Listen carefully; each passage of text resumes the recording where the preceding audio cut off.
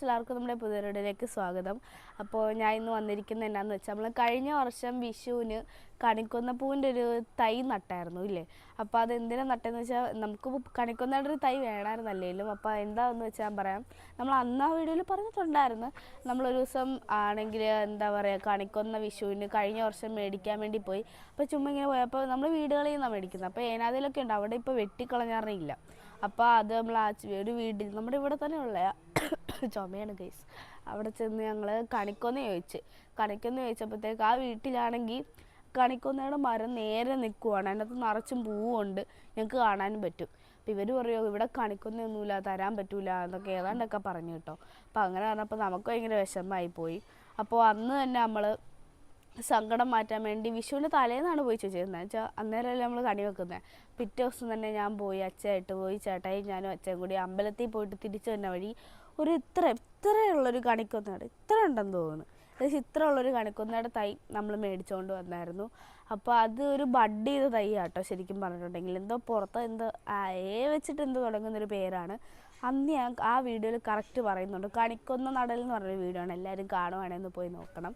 അപ്പോൾ ആ വീഡിയോയിൽ അതിൻ്റെ പേര് പറയുന്നുണ്ട്, എന്തോ എന്തായാലും നിങ്ങൾ പോയി നോക്കുക. അപ്പോൾ അതിൽ അതിൻ്റെ പേര് പറയുന്നുണ്ടായിരുന്നു. അപ്പോൾ അങ്ങനത്തെ ഒരു ഇനം കണിക്കൊന്നയാണ്.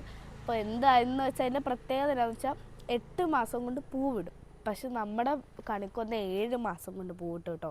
അപ്പോൾ ഞാൻ അന്ന് ഞാൻ പറഞ്ഞായിരുന്നു, ഈ കണിക്കൊന്ന തരാത്ത വീട്ടിൽ ചെന്ന് നല്ല കൊതുകൊണ്ട് ഗൈസ്. അവിടെ ചെന്ന് ഞാൻ ഈ പൂവുണ്ടായ പൂവിട്ട് ആട്ടുമെന്ന് പറയുന്നത്, പക്ഷെ പൂ ഉണ്ടായില്ല ആട്ടുമില്ലെന്ന് ഞാൻ പറഞ്ഞായിരുന്നു.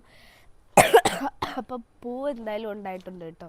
ഞാൻ നോക്ക്, നമ്മുടെ കണിക്കൊന്ന കണ്ടോ, നിങ്ങൾ തന്നെ നോക്കുന്നേ.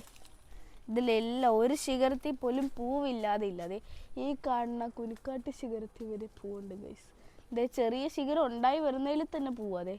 ഇത് കണ്ടോ, അതെ ഇതൊരു ഡസൻ കൊലയായിട്ടുള്ളൊരു കണ്ടാൽ ഞാൻ ആട്ടിയാൽ പോവും കേട്ടോ. കാരണം ഇത് കുറേ നാളായി ഇതുണ്ടായിട്ട്. ഇപ്പോൾ പൊക്കത്ത് വരെ ഉണ്ടായി വരുന്നുണ്ട്, അതൊന്നും ആട്ടിയാൽ പോവില്ല. പിന്നെ അതെ ഇതുണ്ടോ, ഇതുമേ ബലം പിടിക്കാൻ പറ്റൂല കേട്ടോ, ഇത് ഒടിഞ്ഞു പോവും. പിന്നെ അയ്യോ ഉറുമ്പ് ഇല്ല, അധികം വണ്ണയില്ല, അതാ പ്രശ്നം. അയ്യോ ഇതുണ്ടോ, ഇത് കണ്ടോ നിങ്ങൾ, ഇങ്ങനെ ഇതുപോലെ കിടക്കും, ഒരു ഷേപ്പിൽ കിടക്കും. ഒരു ഷേപ്പില്ല, പക്ഷെ ഇത് എന്താ ഭംഗിയാന്ന് നോക്ക്.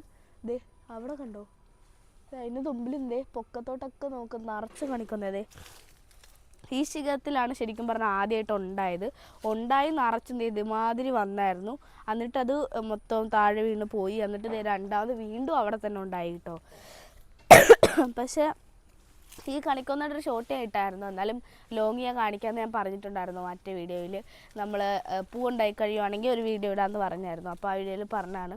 പിന്നെ ഇത് നമുക്ക് കണി വെക്കുന്ന പൂവാണോ എന്ന് ചോദിച്ചാൽ അല്ല, പക്ഷെ നമുക്ക് കണി വെക്കുകയും ചെയ്യാം. അവരോട് നമ്മൾ ചോദിച്ചായിരുന്നു ഇത് കണി വെക്കാൻ പറ്റുമോ എന്ന് ചോദിച്ചാൽ പറഞ്ഞാൽ കണി വെക്കുന്നതിന് പ്രശ്നമൊന്നുമില്ല, ബഡ് ചെയ്തേ ഉള്ളൂ എന്നാണ് പറഞ്ഞത്. പക്ഷെ നമ്മുടെ ഇത് സാധാ കണിക്കൊന്നല്ല, നാടൻ കണിക്കൊന്നല്ല. നമ്മൾ എല്ലാവരും കണി വെക്കുന്ന ടൈപ്പല്ല, നമ്മൾ കണി വെക്കുന്ന ടൈപ്പാണ് ഇങ്ങനെ നീണ്ടിട്ട് ഇങ്ങനെ പൂവാണ്. പക്ഷേ ഇതങ്ങനെയല്ല ഗൈസ്. ഇത് കണ്ടോ, ഇതും അങ്ങനത്തെ ഒരു ടൈപ്പ് തന്നെയാണ്, പക്ഷെ വലിയ പൂവാണ്, ഒത്തിരി മഞ്ഞ നിറവും ഇല്ല. കണ്ടോ ദേ വിരിഞ്ഞത്, വേറെ കാണിക്കാം. ദേ ഇതുമായിട്ട് നോക്കുന്നത്, ഇത് കണ്ടോ, ഇതൊക്കെ വിരിഞ്ഞിട്ട് നല്ല വിരിഞ്ഞ പൂവാണ് കണ്ടോ. അപ്പോൾ അതേ വലിപ്പമുള്ള പൂക്കളാണ്. അപ്പോൾ പിന്നെ അതുമല്ല, ഇതിനത്രക്ക് മഞ്ഞപ്പൂവില്ല, മഞ്ഞ കളറില്ല. അപ്പോൾ അതുകൊണ്ടാണ് അവർ അങ്ങനെ പറഞ്ഞത് ബഡ് ചെയ്തതാന്ന്. പക്ഷെ നമുക്ക് കണി വെക്കുന്നതിന് പ്രത്യേകിച്ച് കുഴപ്പങ്ങളൊന്നുമില്ല, കണിക്കൊന്നയാണല്ലോ ഇതെന്തായാലും.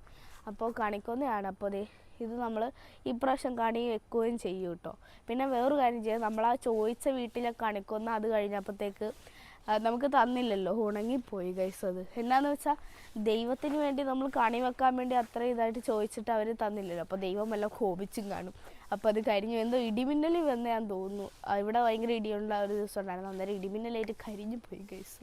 ഭയങ്കര സങ്കടമുണ്ട്, എന്നാലും അവർക്കത് കിട്ടേണ്ടതായിരുന്നു. പക്ഷെ എൻ്റെ മനസ്സിനാണ് നിങ്ങളങ്ങനെ പറയരുത്. ഇത് കണ്ടോ, എന്തായാലും ദൈവം കൊടുത്ത ശിക്ഷയാണ് ഗൈസ്. നമുക്കിപ്പോൾ എന്തായാലും ഇനി വീട്ടിലൊന്നും പോകേണ്ട ആവശ്യമില്ല, കണിക്കൊന്നുണ്ട്. പിന്നെ അതുപോലെ ചുറ്റ വീട്ടിലും ഏനാത് വീട്ടിലും ഉണ്ടായിരുന്നു, ഏനാത് വീട്ടിൽ വെട്ടിക്കളഞ്ഞു കേട്ടോ. അവിടെ ഇപ്പം കണിക്കൊന്ന വെട്ടിക്കാറിനില്ല. ഒരു വലിയ മരമായിരുന്നു, പക്ഷേ അതിലധികം ഉണ്ടാവുമോ എന്ന് ചോദിച്ചാൽ ഉണ്ടാവും, പക്ഷെ പൊക്കത്തായിരുന്നു കേട്ടോ. അപ്പോൾ എന്തായാലും നമ്മുടെ കണിക്കൊന്ന കാണിക്കാനാണ് ഞാൻ വന്നത്. ഒരു വീഡിയോയിൽ ഞാൻ പറഞ്ഞായിരുന്നു നമ്മുടെ കണിക്കൊന്ന പൂത്തഴിയുമ്പോൾ കാണിക്കാമെന്ന്. മിക്ക വീഡിയോയുടെ അവസാനം ഞാൻ പറയുകയും ചെയ്യും കണിക്കൊന്നയുടെ കാര്യം, ഇത്രയും പൂത്തെന്നും പറഞ്ഞ്. പക്ഷെ ഇത്രയും പൂത്തിന് നമ്മൾ വീഡിയോ ഇട്ടിട്ടില്ല കേട്ടോ. അപ്പോൾ എന്തായാലും നമ്മുടെ കണിക്കൊന്ന നിങ്ങളെല്ലാവരും കണ്ടല്ലോ, നിറച്ചുനി ഉണ്ടാവണം. ഇനി എല്ലാവരും ഉണ്ടാവട്ടെ എന്നൊന്ന് പ്രാർത്ഥിക്കണം. ഇനി പൊക്കം വെച്ച് വണ്ണമൊക്കെ വെക്കട്ടെ. പിന്നെ ഞാൻ അതേ സൈഡിൽ ചുമ്മാ ഒരു ഇത് വെച്ചിട്ടുണ്ട്. അപ്പോൾ നമ്മുടെ ഇന്നത്തെ വീഡിയോ ഇത്രയുള്ളൂ. എല്ലാവരും ലൈക്ക് ചെയ്യുക, ഷെയർ ചെയ്യുക, സബ്സ്ക്രൈബ് ചെയ്യുക, അടുത്തുള്ള ബെല്ലൈക്കൺ അമർത്തുക. ബൈ.